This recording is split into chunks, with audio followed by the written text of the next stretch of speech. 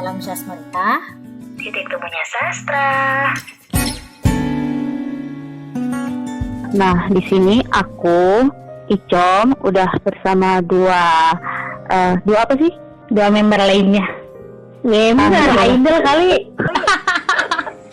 Udah ada aku, udah ada Tiwi, udah ada An juga. An udah kembali lagi dari tenggelamnya dia bersama syair-syairnya Rumi. Selamat datang kalian. welcome back An.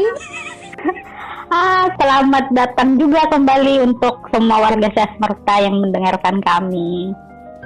Oke, untuk para warga Sasmerta yang mendengarkan, semoga selalu sehat ya dimanapun kalian berada. Tetap jaga kesehatan, tetap jaga diri dan hati kalian masing-masing.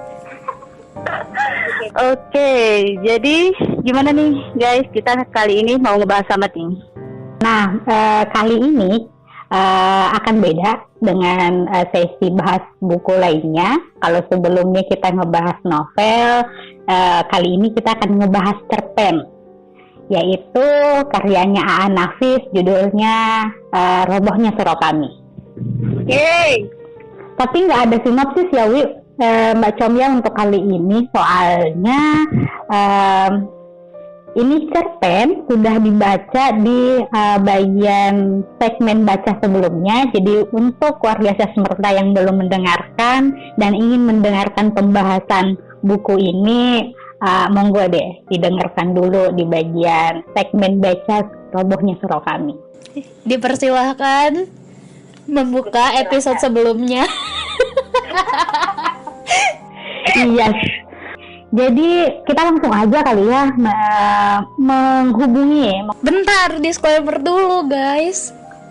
Ya, jadi di segmen bahas buku ini itu tuh segmen kita kayak ngobrolin suatu karya sastra ngalor ngidul gitu tentang karya sastra tersebut. Jadi ini bukan sebuah sudut pandang dari yang ahli dan penelitiannya belum juga mendalam. Jadi kayak hanya basic-basic doang yang dibahas. Jadi ya jika ingin meneliti lebih dalam, dipersilahkan untuk para pendengar, atau bisa jadi ada perbedaan pendapat, itu bisa dikatakan itu pendapat Sasmerta pribadi gitu ya, bukan suatu yang mutlak gitu. Jadi bisa saja ada perbedaan pendapat di antara kita dan para pendengar lain, atau bisa jadi ada persamaan ya, namanya juga pendapat. Apa sih gue barusan ngomong apa cuy? Namanya juga pemahaman akan hasil bacaan ya. Jadi kan bisa jadi tuh ada yang sama, ada yang berbeda. Tapi aku selalu inget sih kalau yang namanya pembacaan dalam karya sastra tuh perbedaan perspektif itu pasti akan ada. Dan yang namanya Interpretasi ya. Dan perbedaan perspektif ini malah yang akan menjadikan karya sastra itu ya lebih kaya. Semakin banyak perbedaan perspektif ya akan semakin kaya karya sastra itu gitu. Dan kalau dari yang kemarin katanya gue tenggelam dalam samudera Rumi, gue tuh inget banget kata-katanya Rumi tuh yang dia bilang di bukunya Mas Nawi juga. Dia bilang tuh makna sebuah syair tidak memiliki ketetapan arah, seperti ayunan bebas yang berayun-ayun tanpa penjaga. Jadi ya Gitu. Wah, benar-benar mendalami sekali nih. Oke, yuk langsung aja ya guys, narsumnya. Ya.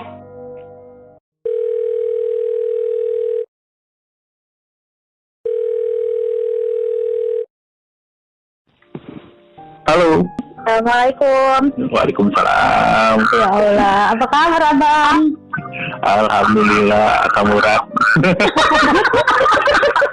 Asam urat dialhamdulillahin guys, apapun harus disyukuri emang. Iya, harus disyukurin. Abang, Mas Ferdi, maaf ya kita ganggu malam-malam. Gak masalah, kenapa emang? Biasanya baca sih jam segini, jadi gak masalah juga. Masya Ya Allah. kalau ramai kan. Tapi BTW, aku suka banget loh ini ya, titik temu sastra. Gaya. Cara kita untuk bersilaturahmi, Abang. Yes. Tapi inspiratif, coba. Kami mau jadiin proyek untuk ini kantor. Ya Allah. Disclaimer tolong Kak Cipta. Abang tuh maksudnya jadiin proyek ya mereka, bukan kitanya, dasar. Itu kan jadi inspirasi buat abang. Nah, kita jadi inspirasi. Oke, next nih. Kita di Sesmerta ada yang namanya sesi bahas buku. Nah, kali ini kita akan ngebahas Robohnya Surau Kami, karyanya Nafis. Dan kami tahu orang yang ya paling senior lah di antara semua-semuanya untuk membahas ini tuh ya Abang. Oh, senior. Paling familiar deh sama cerpen ini gitu. Bang Fer, kemarin itu kita kan sempat di episode sebelumnya itu kita ngebacain cerpen ini, cerpen Robohnya Surau Kami ini, dan sempat juga membahas kalau cerpen ini sempat kontroversial gitu. Nah, kontroversial di sini itu gimana sih, Bang Fer? Mungkin bisa diinfoin nih ke teman-teman yang belum tahu atau belum familiar dengan cerpen ini dan nggak tahu kalau ini sempat kontroversial gitu kan? Oke.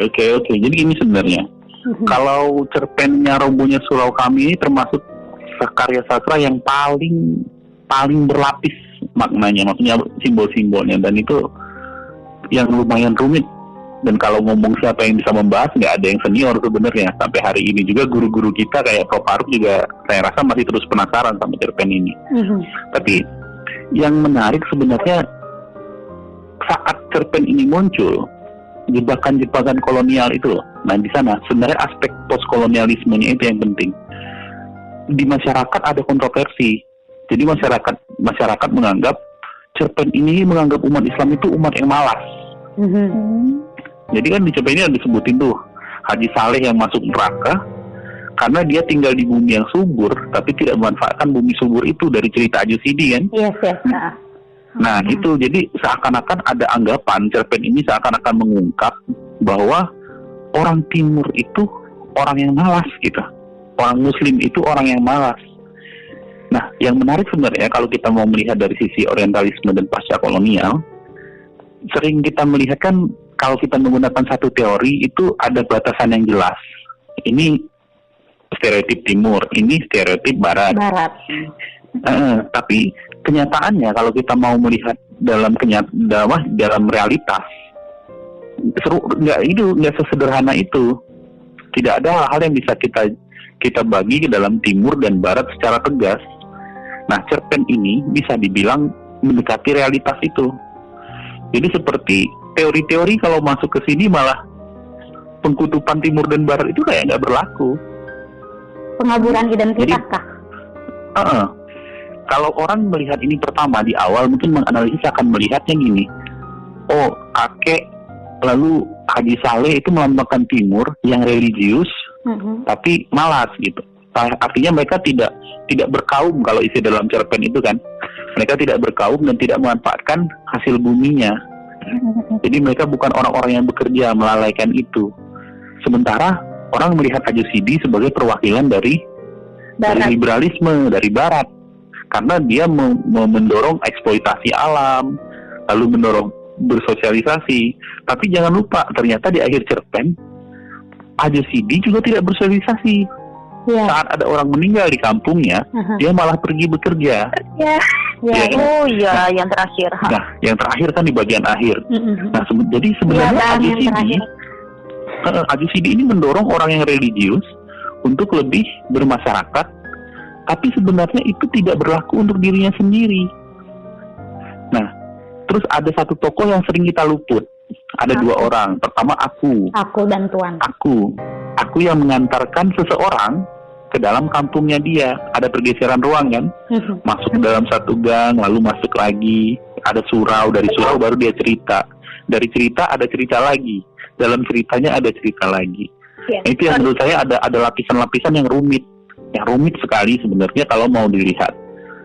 Nah itu yang bagus sebenarnya kalau mau dianalisis sebenarnya yang kita ya kalau dikaitkan sama kehidupan sosio religius masyarakat Indonesia, sebenarnya anggapan-anggapan bahwa misalnya Muslim itu hanya harus beribadah saja dengan baik lalu melupakan sosial, itu merupakan jebakan pasca kolonial, jebakan orang kolonial.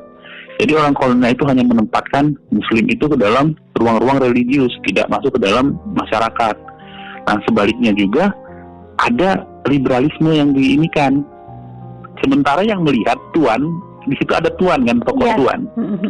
Nah, itu adalah kekuatan, sebenarnya seakan kekuatan di atas kekuatan. Dia yang memperhatikan. Kalau kita pernah di Foucault, kita namanya sebagai menara panoptik kan? Di menara panoptik. Nah, di sana ada. Jadi Tuhan itu hanya orang yang datang dan melihat. Menara panoptik itu, jadi gini, di teori Foucault itu diambil sebenarnya dari penjara. Jadi kalau di penjara Amerika Serikat itu kan, itu ada menara yang selalu memutari lampu gitu kan, di sekitar itu, di sekitar tahanan, ke sel-sel tahanan itu. Dia fungsinya untuk mengawasi tahanan. Jadi tahanan di dalam itu disorot kan, kelihatan tahanan. Nah, maksudnya itu sebenarnya kalau dalam lingkungan sosial itu melambangkan adanya hubungan asimetris, hubungan yang tak seimbang. Menara panoptik itu dia ada di atas, lalu memperhatikan yang di sekitarnya. Nah, si Tuan kalau kita perhatikan di dalam cerpen Anafis itu, dia berada di posisi itu. Dia di atas melihat konflik yang terjadi antara masyarakat yang dalam kutub religius yang malah seperti Haji Saleh dan kakek dan Ajo Sidi. Tapi Tuan itu bisa jadi pembaca nggak sih, Bang? Gimana? Tuan itu bisa jadi ditempatkan dalam cerpen itu tuh sebagai pembaca gitu. Jadi kayak seakan-akan si narator berbicara pada kita, pada pembaca ini gitu. Kita bisa seperti itu. Tapi gini, saat Tuan itu dalam satu novel, dalam satu cerpen, dalam satu cerita, pembaca akan melihat melalui sudut pandang Tuan itu kan, kurang lebih gitu kan, Bi, maksudnya. Nah, tapi dari awal posisi Tuan itu ada di atas. Posisi kita melihat dari sudut pandang barat. Jadi dari awal di cerpen kita diposisikan untuk melihat dari sudut pandang barat, orang barat gitu. Jadi memang bukan dalam kedudukan yang setara kita melihat. Tapi ya betul sih, pada satu sisi kita sebagai orang timur yang bisa masuk lewat situ, itu bisa melihat dari sudut yang berbeda sama sekali. Tapi ya harus diingat pengaruh apa? Dalam sastra modern Indonesia pengaruh barat itu lumayan kuat.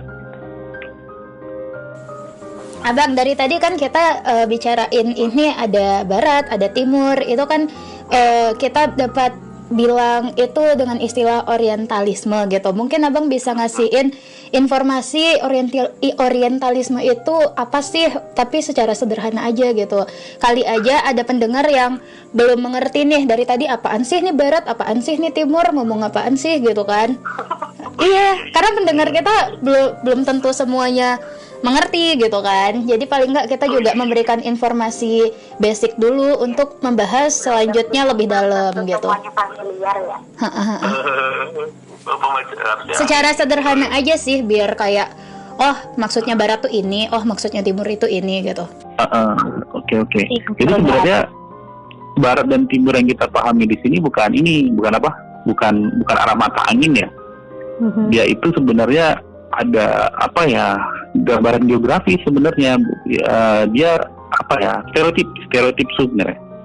Stereotip geografis yang berdasarkan geografis. Dulu orang mengatakan barat itu cenderung melihat ke barat itu sebenarnya ke arah Eropa.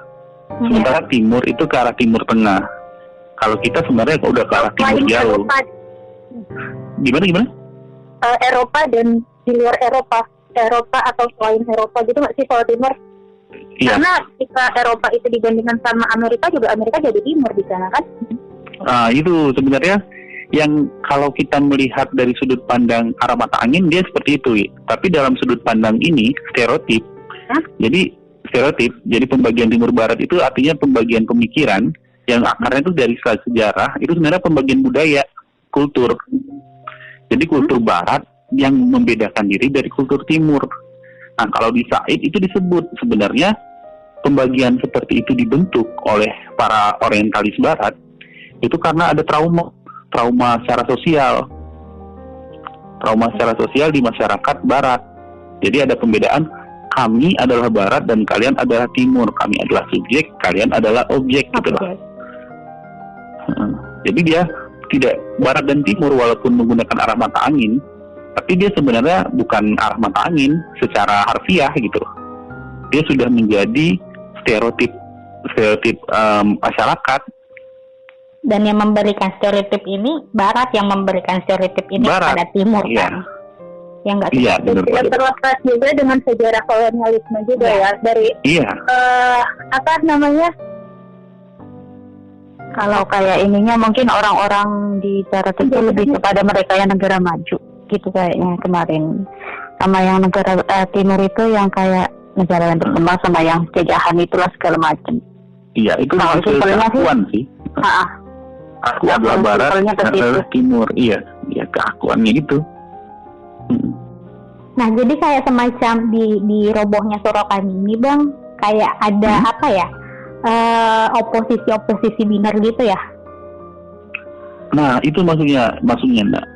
Kalau dalam teorinya itu ada oposisi biner, tapi saat masuk dalam robohnya surau kami, kenyataannya tidak ada oposisi biner sebenarnya. Ada posisi-posisi yang memperhatikan yang berbeda. Seperti aku itu ada posisi mana? Dia bukan di Barat, bukan di Timur, tapi dia juga dia bukan keduanya, tapi dia mungkin juga keduanya. Sama seperti Tuan yang datang, dia bukan Barat, bukan Timur. Maksud saya dalam cerpen tidak ada indikasi itu kan? Iya. Tapi dia juga mungkin keduanya.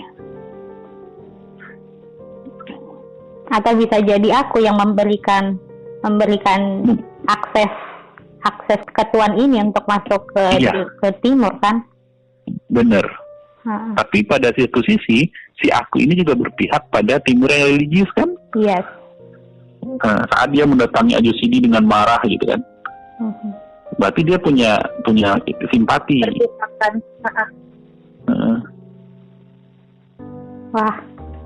Terlalu berat ya? Enggak, maksudnya tuh ngebaca surau kami, cerpen ini kan ya sekali baca gitu.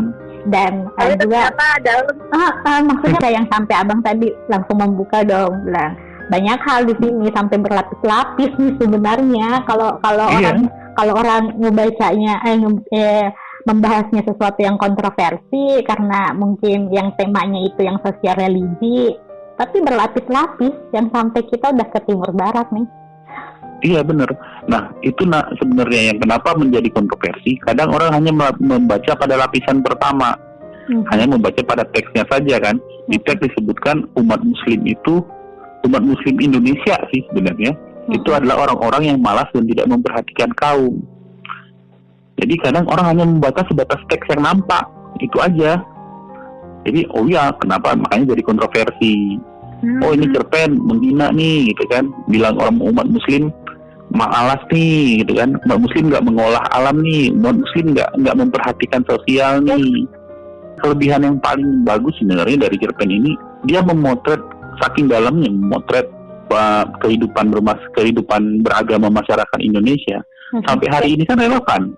Iya, sangat relevan kan? Iya. Kita sampai hari ini juga ketemu nih orang Islam yang revolusioner, yang bahkan berani berevolusi Tuhan gitu kan. Mantan aktivis itu adalah haji terakhir gitu ya. Jadi itu Haji Saleh waktu di neraka dia kan ketemu salah satu orang yang mengajak dia melakukan revolusi Tuhan tidak adil. Kita beribadah katanya gitu kan. Kita kocak banget sih bagiannya. Itu provokator ya. Ya ada provokatornya ternyata di Muslim juga. Dan itu ada di kita hari ini maksudnya.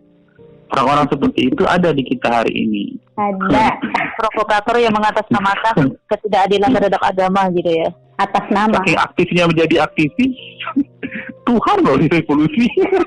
Iya. Tuhan loh di demo. Iya, Tuhan di demo gila. Mentang-mentang masuk dalam ini ya, alam yang lain ya. Iya, aku juga sama kata-kata yang di cerpen tuh yang dia bilang, kamu nggak salah, tapi kamu sholat karena kamu takut masuk neraka dan kamu terlalu egoistik, melupakan kaummu, melupakan anak istrimu, keluargamu. Jadi kayak langsung inget sih pas kayak ngebaca itu langsung inget tuh salah satu syairnya Rabiadatul Adawiyah yang katanya kalau aku sholat karena nerakamu maka masukkan saja aku di nerakamu, tapi kalau aku juga sholat karena merindukan surgamu, jangan masukkan aku malah di sana gitu katanya. Ya kalau itu menarik sebenarnya, kalau dalam sebenarnya itu tadi kalau Rabiatu Awadiyah ya misalnya di sufisme misalnya. Karena kalau seorang sufi kan tujuannya Tuhan tuh. Nah, kalau kita beribadah artinya berjalan menghindari neraka, kita tersesat. Menghindari ancaman gitu ya. Kalau kita berjalan karena diiming-imingi sesuatu, sebenarnya kita juga bisa tersesat. Bayangin gini deh, kita mau ke rumah, ternyata di rumah kita, di antara kita dan rumah kita ada anjing nih. Kita takut sama anjing, terus kita menghindar. Di tempat lain ketemu anjing lagi, muter lagi, ujung-ujungnya lama-lama tersesat kan? Karena kita takut ancaman. Tapi kalau kita mikir memang mau tujuannya ke rumah, terus jalan, gitu kan? Lempeng aja jalan ke rumah, ada anjing ya diterabas juga gitu kan, walaupun takut gitu kan, karena cinta kita ke rumah gitu kan. Nah kalau kita diiming-imingi sesuatu misalnya, kita pulang mau sambil metikin buah beri misalnya di sepanjang jalan, akhirnya kemana buah beri kita ngikut ngambil gitu kan, karena mengharapkan ada iming-iming tadi, ujung-ujungnya tersesat juga. Kita fokus di tujuan.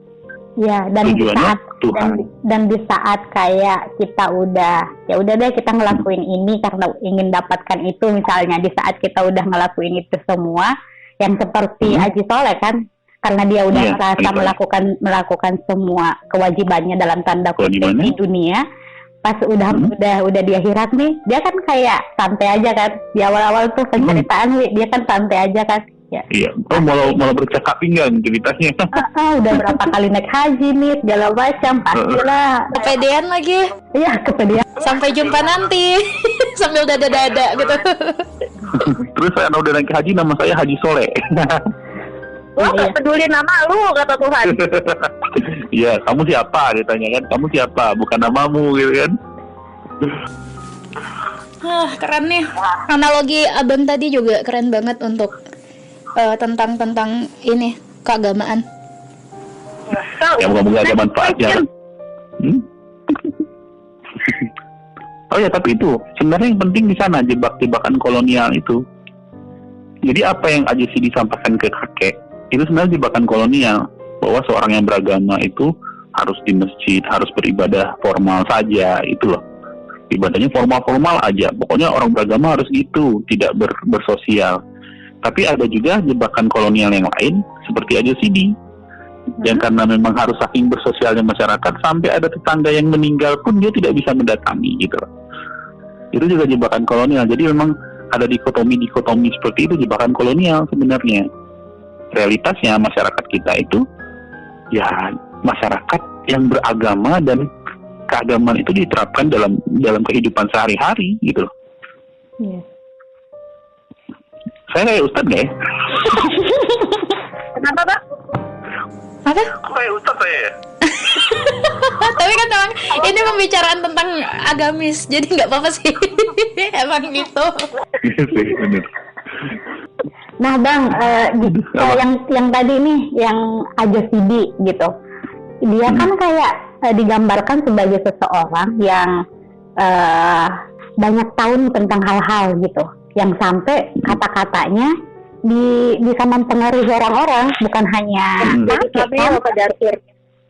hanya kakek kan, masyarakat di sekitarnya juga mempercayai kata-katanya gitu.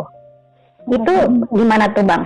Melihatnya tuh kayak sebagai seseorang yang punya kekuasaan secara intelektual nggak sih? Jadi dianya juga bisa mempengaruhi yang lain, atau gimana? Kalau abang sih melihatnya ya, ini tapi dalam sudut pandang abang aja. Yes. Salah satu dari ciri liberalisme kan kita mengenalnya sebagai pasar gitu ya, pasar. Orang di pasar itu kan harus punya kemampuan komunikasi kan, harus menjual barang gitu kan. Nah di sana kan disebut dalam cerita Ajasiji itu pembual gitu kan, dia bisa mengendalikan ya kayak yang pemimpin kata itu. Yeah. Ada pemimpin yang dia ceritakan seperti kata, terus jadi kami menyebutnya pemimpin kata. Dia punya kemampuan menjual ide, lalu ide itu bisa diambil oleh teman-temannya, lingkungan sosialnya, dan diamini gitu loh. Kalau di kita kan sekarang ada gitu, paling wacana, dia kasih wacana, terus wacananya diamini oleh masyarakat banyak. Tapi memang ceritanya atau bualannya si Ajasidi ini mungkin saja emang relevan juga, makanya bisa dipakai untuk masyarakat dalam realita sosial itu emang ada yang kayak gitu, dan bualannya itu jadi gampang banget diterima masyarakat gitu. Kalau istilahnya si aku di cerita itu, ada saja masyarakat yang sama dengan sifat-sifatnya dengan dibualannya si Ajosidi itu gitu kan. Iya benar. Nah, ini tapi itu kan berangkat dari stereotip sebenarnya kan. Ajosidi itu berangkat dari stereotip ya. So stereotip itu sebenarnya diambil itu dari apa sih Bang gitu? Kalau ngomongin stereotip, apakah dari ciri suatu budaya atau apa nih? Stereotip itu tuh munculnya gimana gitu? Stereotip itu intinya generalisasi. Jadi sebenarnya mau stereotip, rasialisme itu kan asalnya dari prasangka. Prasangka ini dari generalisasi. Kalau rasisme itu dia dari fisik, dari ciri fisik. Tapi kalau stereotip dia sebenarnya itu betul kata Tiwi dari ciri budaya. Oke, kita kembali nih. Kita kembali nih ke obrolan dulu kami. Karena kayaknya udah terlanjur kemana-mana banget. Ini obrolan Kebiasaan deh kalau sama si abang deh. Oke, kita lanjut nih. Kita lanjut nih ke robohnya surau kami. Ada hal lain nggak, guys, yang ingin ditanyakan nih ke abang? Oke. Kamu pertanyaannya? Nah, dari tokoh si akunya bang kan tadi udah dibahas dari tokoh si Tuan tuh kan, si Tuan kan kayak semacam orang yang udah bisa dibilang dia tinggi lah. Saya ini guys dari tokoh si akunya, menurut abang gimana sih? Kok kayak semacam abang? Aku ini kayak semacam pencerita tapi ada pemihakan juga nggak sih? Iya benar Kom. Jadi kalau sebenarnya kita tidak bisa melihat setiap tokoh itu nggak punya pihak. Jadi, mereka pasti ada berpihak kemana. Misalnya kita melihat tokoh aku itu dia punya empati ke kakek gitu kan. Tapi sebenarnya dia juga membuka jalan untuk si Tuan. Lalu menceritakan soal Ajosidi itu, entah apa maksudnya.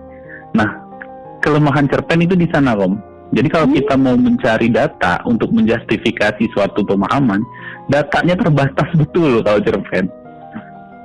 Jadi itu juga yang kita tidak bisa mengatakan, oh ini pihaknya kemana, oh ini pihaknya kemana. Tapi memang kita juga tidak bisa mengasumsikan kalau tokoh aku itu ya tidak berpihak sama sekali. Kalau melihat sejauh ini dalam cerita cerpen, bukti-bukti yang ada, dia sepertinya memihak ke kakek, ke timur itu. Tapi ya itu ya, dengan bukti yang sangat sedikit gitu loh. Tapi lebih ke pernyataannya abang nggak sih tadi katanya bilang ini cerpen sebenarnya kompleks banget, kalau misalnya di ini nggak bisa ditekin gitu nggak sih? Berarti ada kemungkinan dia sebenarnya nggak mihak dong, malah nyindir dong. Kalau tidak memihak itu jarang banget Om, jarang banget. Tapi ya ada kemungkinan juga bisa salah abang yang soal yang barusan itu di sana, bahwa dia membuka jalan untuk sang Tuan. Sama Barat, sang Tuan. Artinya dia melayani suatu kepentingan kan sebenarnya. Nah itu dia. Melayani suatu kepentingan. Nah kepentingan. Jadi melayani Tuan, tapi punya keberpihakan ke kakek dalam cerita seperti itu. Nah kalau lewat bukti-bukti di tekstual, bukti-bukti tekstual di cerpen, sekarang sejauh ini sih lebih keberpihak ke kakek gitu loh. Karena ya poinnya di situ, dia betul-betul marah dan mendatangi Ajosidi, rumah Ajosidi karena empatinya ke kakek. Saat kakek itu bunuh diri kan? Ya sampai direla-relain dia pergi ke rumahnya Ajosidi gitu ya. Iya. Tapi kalau melihat di bagian pembukaan cerita, dia melayani suatu kepentingan. Hanya tidak ada buktinya Kom. Bukti tekstualnya susah. Itu makanya aku bilang dia kayak semacam si tokoh aku nih sebenarnya berpihak, cuma aku melihatnya aku bingung dia memihak ke siapa. Dia di belakang seperti berpihak ke yang timur dengan empatinya itu, tapi ketika di awal dia kayak manut sama ya Tuan bisa didaratkan sama orang ya Barat itu, dia interpretasikan Barat itu. Jadi makanya kan kutanya tokoh aku ini gimana sih, soalnya agak ini juga tokoh aku nih sentral juga. Tokoh Tuan juga di posisinya sama dengan tokoh aku. Tuan itu tidak bersuara di situ kan, dia tidak ada bilang apa-apa, terus tidak dijelaskan banyak hal di situ. Tapi dia menjadi penting karena dia menjadi orang yang diceritakan semua kejadian itu, gitu. diceritain semua kan. Bang, Tuan ini yang jadi relevan ya. Kenapa? aku ini ya tentang Tuan, aku, terus kakek. Apakah si aku ini berpihak ke kakek ataupun berpihak ke Tuan, ke Barat? Dia yang membukakan. Cerita ini kan semacam cerita tentang kakek ini kan semacam sesuatu yang masa lalu ya, yang sudah terjadi. Makanya bisa diceritain sama Tuan gitu kan. Nah, Tuan ini bisa nggak sih kayak digambarkan dengan sesuatu yang sekarang? Jadi pun kalau misalnya kita ingin melihat bahwa ini sesuatu yang dia berpihak ke siapa sih aku, apakah bisa dikatakan kalau aku di masa yang lalu dia yang sampai marah di saat kakek meninggal, bisa dikatakan di masa lalu dia tuh ya Barat, dia itu ya Timur.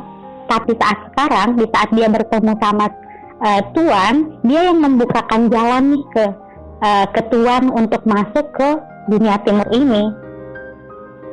Bener ya, bagus bener gak? Bagus analisismu.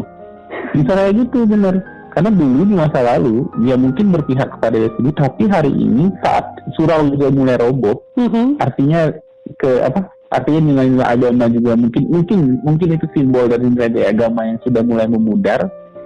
Dia menjadi pembuka jalan bagi Barat gitu. Kalau kita mengartikan Tuan itu Barat ya gitu. Iya, kalau kita Silakan Tuan, ini tinggal sejarah aja nih sebenarnya nih, sekarang cuma tinggal cerita aja. Bisa ya. Si kakek yang tinggal sejarah. Iya, ini tinggal sejarah. Kan itu cuma tinggal cerita. Jadi si akunya cuma ini Tuan nih kayak melayani, tapi dia cuma ini sebenarnya yang aku tunjukkan, tapi ini cuma sejarah gitu loh. Ini cuma tinggal cerita. Sejarah. Ini ruang kosong jadinya ya. Bisa masuk ke Tuan nih gitu.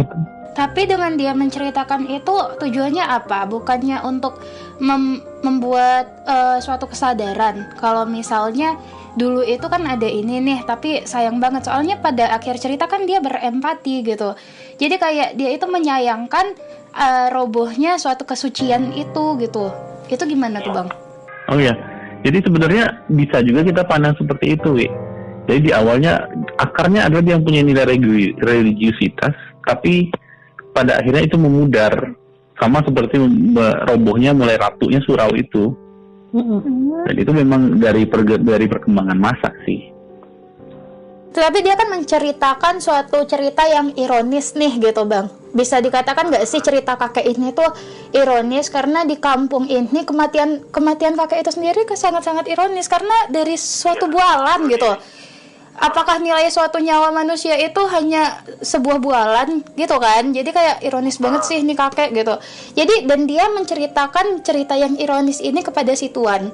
Itu maksud dan tujuannya itu apa gitu? Kalau bukan untuk menyadarkan si Tuan ini bahwa ada nilai-nilai penting sebenarnya dari sejarah yang ada di suatu ruang ini gitu. Nah itu pertanyaan yang pelik, Wi. Itu benar sumpah. Itu pertanyaan yang pelik. Untuk cerpen ini itu pertanyaan yang pelik. Kenapa? Karena kita memang tidak bisa menjustifikasi apa sih tujuan dia bercerita ke Tuan gitu loh masalah ini.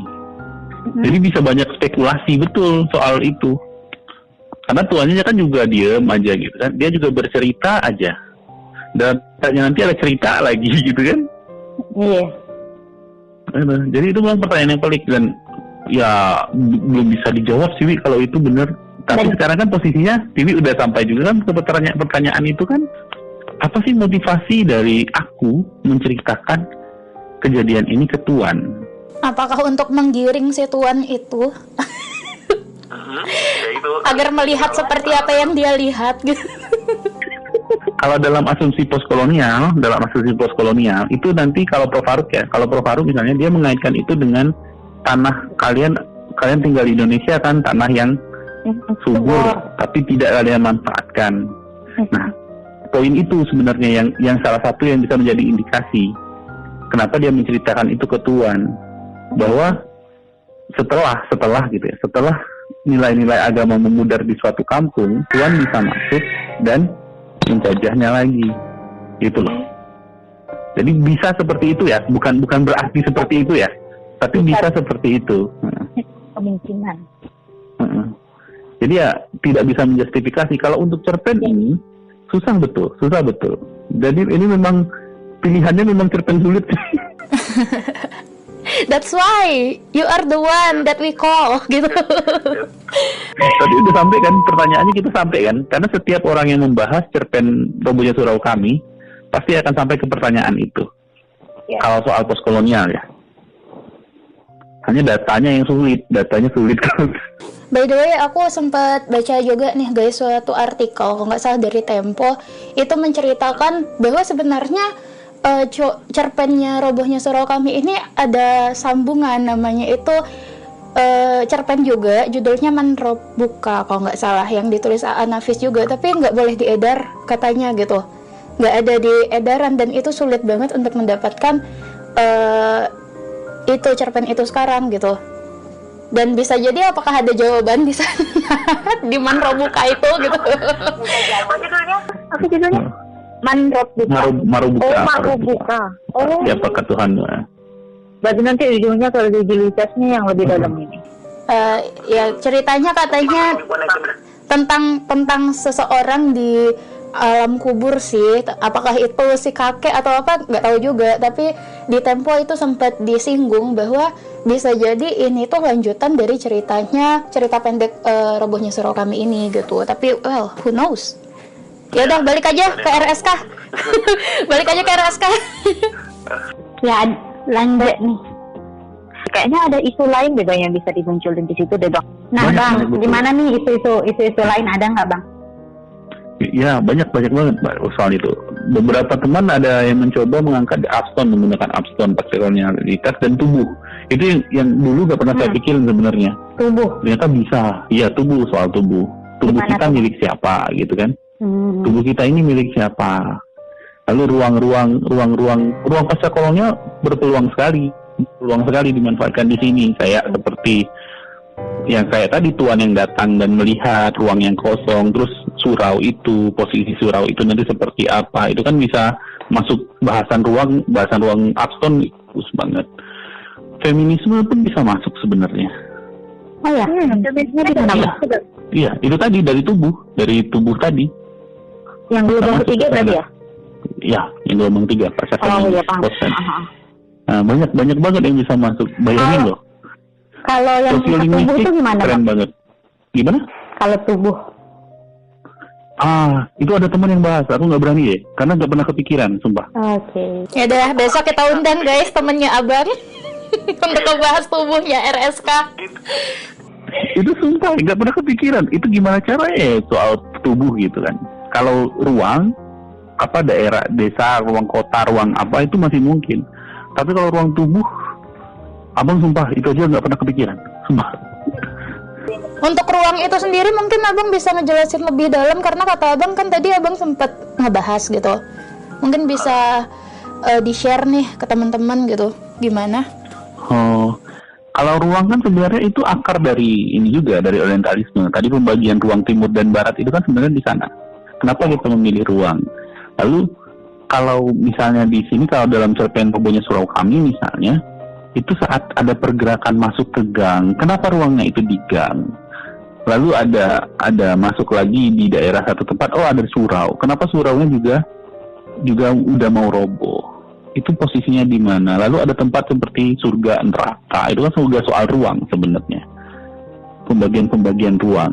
Nah, politisasi ruang itu yang menjadi penting. Ruang itu dikaitkan dengan sesuatu gitu loh, dengan nilai yang ada di balik ruang itu. Makanya kita selalu menganalogikan neraka misalnya kan dengan hal-hal yang menakutkan, surga dengan hal-hal yang menyenangkan gitu.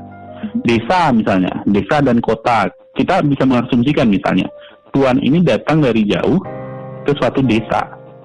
Berarti kita bisa melihat tuan ini kota datang ke desa untuk mungkin berekreasi.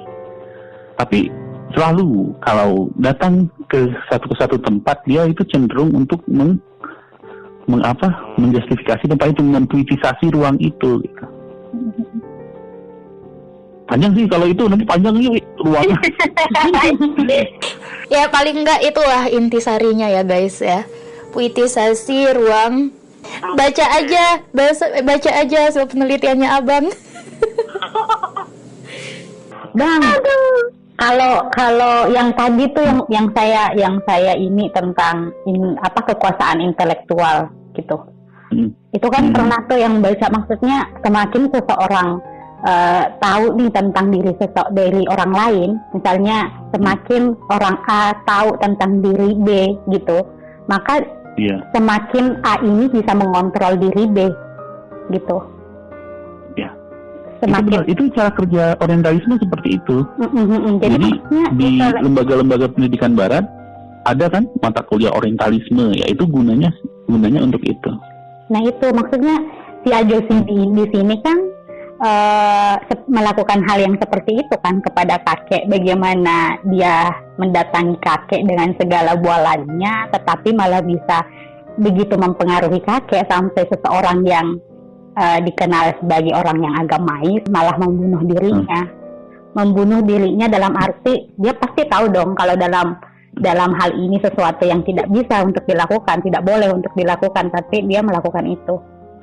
Bunuh diri itu dilarang dalam agama Islam, tapi dia yang beragamanya tinggi malah membunuh diri gitu. Dengan apa yang dibawakan Ajosidi, dengan cerita-cerita bualan Ajosidi. Udah tahu, pada warga udah tahu juga Ajosidi itu tukang buah, dia suka menjual cerita bualan. Kok bisa-bisanya kemakan? Iya, jadi kayak masuk ke sana nggak sih kalau kita mau ngebahas tubuh misalnya gitu. Jadi memang dengan pengetahuannya, karena Ajosidi juga pasti mempelajari sifat-sifat kakek ya, lalu mencari kelebihannya dan ini mungkin itu tadi juga bisa dilihat, misalnya tubuh kakek ini milik keluarganya, milik dirinya, atau milik Tuhannya gitu loh. Dia memposisikan dirinya seperti itu, mungkin ya. Atau bang kalau misalnya dibawa ke poskol misalnya, Ajosidi diibaratkan sebagai penjajah gitu, terus datang ke tanah koloni, ada kakek di situ, terus dia membawa diskursusnya, membawa wacana-wacananya yang bisa mempengaruhi kakek jadinya. Nah, ini yang sebenarnya agak riskan, karena kita tidak bisa memposisikan Ajosidi itu sebagai orang-orang yang betul-betul barat, mewakili barat. Sebenarnya kalau mungkin diteliti lebih jauh, dilihat renik-reniknya bisa, tapi sejauh yang abang coba itu nggak bisa. Nggak bisa betul-betul dia dijustifikasi sebagai barat, walaupun memang pada akhirnya inti pada akhirnya ada mungkin ke arah situ. Kenapa bang tidak bisa dilihat sebagai barat? Apanya yang menggambarkan kalau Ajosidi ini ada unsur ketimurannya? Apakah karena tinggal di kampung yang sama atau gimana? Iya, sebenarnya walaupun kampung, tapi kan dari sifatnya bisa dilihat gitu, dari kerja. Cuma yang dia utamakan, dua yang menjadi ciri timur yang dianggap orang timur Indonesia. Pertama adalah religius, yang kedua adalah gotong royong. Nilai yang dia bawa itu gotong royong sebenarnya. Dan itu memang dia dalam banyak hal dia mewakili barat gitu. Cuma gotong royong, ya itu maksudnya seperti kepedulian sosialnya itu. Kepedulian sosialnya itu kan suatu ciri masyarakat yang dianggap masyarakat timur kan seperti itu. Yang dioposisikan dengan masyarakat barat yang egois. Tapi dia menyebut kakek malah individualis, benar-benar. Nah, dia menyebut kakek itu yang individualis, egois sebenarnya kan. Beda sebenarnya. Ya seakan-akan yang sama. Tapi benar kalau kita baca di balik itu, sangat mungkin sebenarnya itu hanya pemanfaatan pengetahuan, kalau seperti kata Ana tadi kan, memanfaatkan pengetahuannya soal kakek lalu menyerangnya. Dan itu betul-betul cara kerja orientalisme memang. Wah, semakin seseorang mengetahuimu, semakin dia bisa menentukanmu. Oh gitu. Dia bisa kontrol. Ini ya pengalaman pribadi ya. Oke, skip, lanjut. Ada lagi nggak bang yang pengen disampaikan nih sebelum kita? Yang Ikom tanyain bagus loh sebenarnya, yang dia sebut tadi itu kan. Karena kalau misalnya kita lihat secara sekilas tuh cuma simpel banget nih ini loh. Kayak cuma sebagai bahan untuk menyulut tentang agama itu toh. Tapi kalau misalnya mau diinin dalam lagi, apa sebenarnya mau digali lagi dari situ gitu loh. ini kok jadi kayak ceritanya kayak sekilas biasa, tapi kok banyak banget yang dimuat. Yang lebih bikin sulit sebenarnya cerpen memang kelebihannya di situ Kom ya.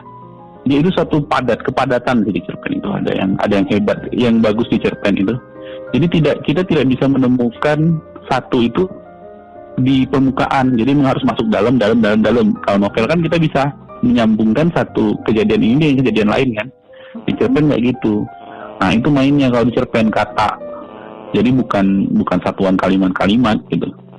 Bukan kalimat, bukan kejadian, paragraf panjang gitu kan. Nah kalau di cerpen dia kata. Jadi kita harus benar-benar sensitif. Dari kata ini berhubung dengan ini, terhubung dengan ini. Oh ini ternyata mengindikasikan seperti ini. Nah kadang juga dia harus interteks. Kayak kalau tesis abang kan soal ini tuh Kunto Wijoyo. Kalau Kunto Wijoyo itu dia harus dikaitkan dengan karya-karyanya yang lain. Nah kelebihannya Kunto Wijoyo sangat produktif nulis di luar cerpen karya sastra gitu. Nah kalau Anafis di luar cerpen jarang banget kita bisa nemukan tulisannya. Pasti cuma karyanya cerpen doang gitu Mas? Bukan cuma cerpen doang, mungkin ada beberapa karya. Ada sih kritik sastranya. Dia Kritik sastra juga ada. ada. Sebelum nulis cerpen malah dia aktif jadi kritikus sastra. Nah tapi yang relevan dengan itu loh Wi, yang relevan langsung dengan cerpennya kan nggak ada. Kalau Kunto Wijoyo misalnya, Kunto Wijoyo itu yang di rumah yang terbakar. Itu bisa kita lihat juga sama tulisannya yang Islam tanpa masjid kalau nggak salah tulisannya, buku-bukunya bisa dilihat di kayak gitu. Berat banget ya pembahasan malam ini ya. Timbangannya udah nggak bisa ngukur lagi loh. Duh Tuhan.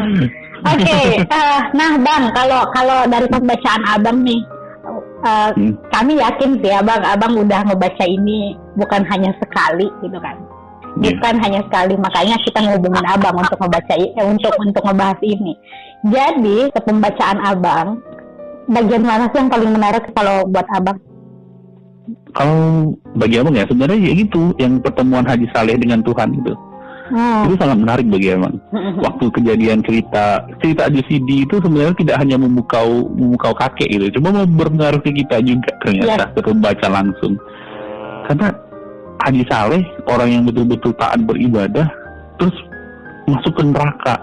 Di neraka mereka merasa Tuhan tidak adil. Revolusi Demo. Itu banget kontradiktif betul. Demo Tuhan di demo. Kontradiktif kan dengan keberimanan mereka gitu. Benar. Mereka beriman, tapi mereka menganggap Tuhan tidak adil juga. Yes. Jadi itu yang betul-betul menarik sebenarnya. Dan kalau boleh pesan sih, sebenarnya nilai dari cerpen ini yang seperti abang bilang tadi, cerpen ini kan melihat sosio-religiusitas masyarakat Indonesia itu. Secara sosiologis ini menarik banget. Karena memang gimana ya, sampai hari ini relevan loh. Berarti dia memotret sisi yang sangat dalam kan dari kehidupan beragama kita kan. Iya. Dan dia bisa melihat jebakan-jebakan kolonial itu kan. Yang hari-hari ini kita hadapi kemungkinan itu. Hari-hari ini kita lihat di berita, hari-hari ini kita melihat politik aliran yang kembali ada, politik rasialisme itu kan di sana sebenarnya kita masuk ke dalam jebakan kolonial baru. Walaupun diterbitkan 1955 tapi malah sampai dibahas sampai sekarang ya Bang. Iya, 1955 itu ya. Iya kalau nggak salah. Ya nggak Wi? Apa? Tahun berapa? Ini 1955. Iya. Dan masih relevan sampai tahun 2020 ini. Jadi kan karena formalisme agama masih ada, lalu ada pertentangan juga dengan liberalisme, iya kan? Tapi kita juga lupa ternyata di luar itu semua ada pengendali di belakang gitu. Harusnya kesadaran itu yang bisa timbul dari baca cerpen ini. Kita bisa melampaui masalah-masalah kolonial itu. Tapi jauh lah jalannya ke situ. Kita baru di jembatan emas. Belajar sadar dulu ya Bang ya. Belajar sadar dulu ya. Oke. Guys, girls, Masih ada nggak nih sesuatu atau abang nih? Udah, kita sudahi saja guys. Kalau diperpanjang ini makin panjang, nggak selesai kayaknya. Bener, kayak di angkringan, tahu-tahu ya jam 2 malam. Ya benar-benar ya Allah, kangen.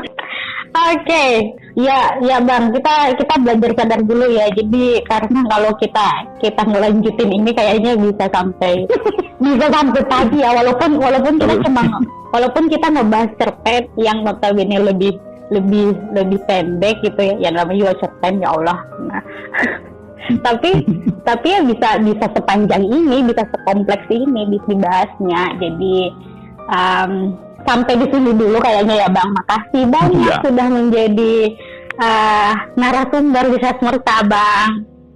Iya, sama-sama. Senang bisa berbagi.